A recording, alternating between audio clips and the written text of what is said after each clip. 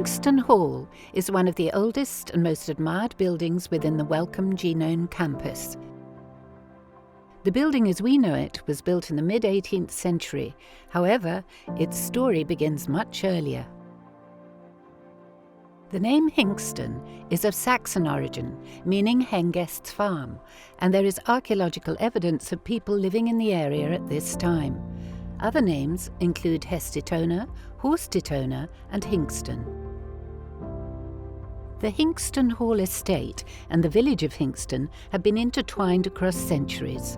By 1086, a village settlement was well established and recorded in the Domesday Book.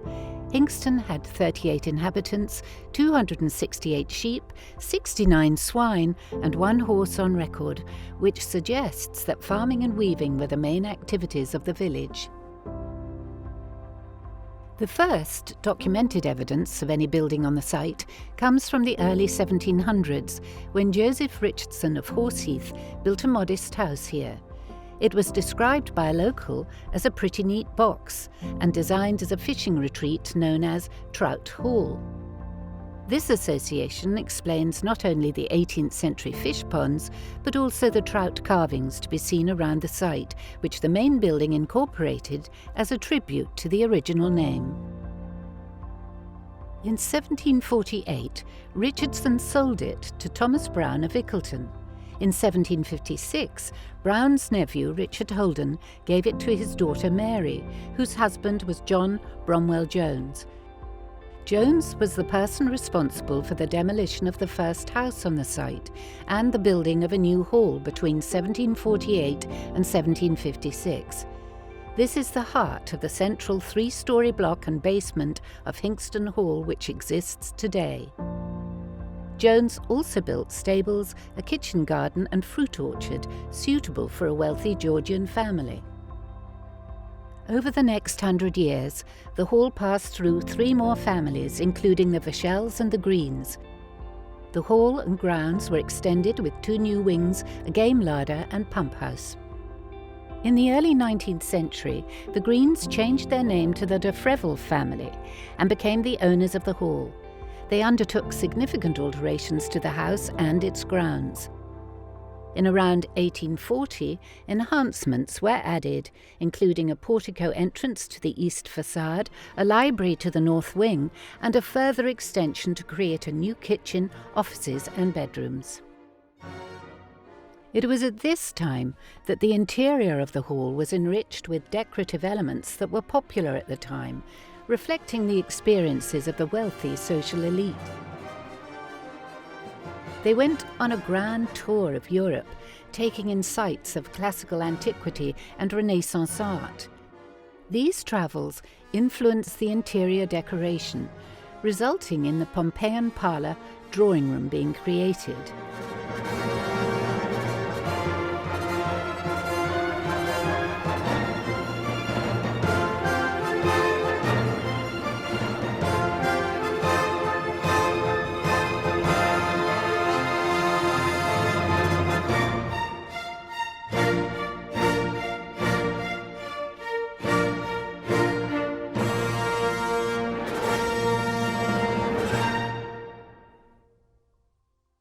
The hall pleasure grounds were also enhanced, with ornamental shrubs, trees and pathways to the lakes.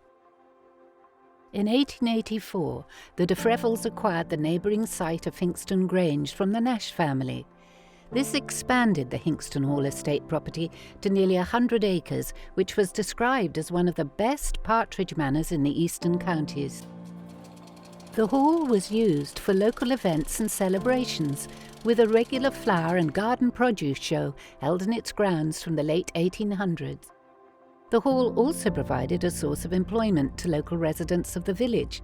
Records show a chauffeur, a cook, a butler, housemaids, kitchen maids, gamekeepers, a groom, a footman, and several gardeners.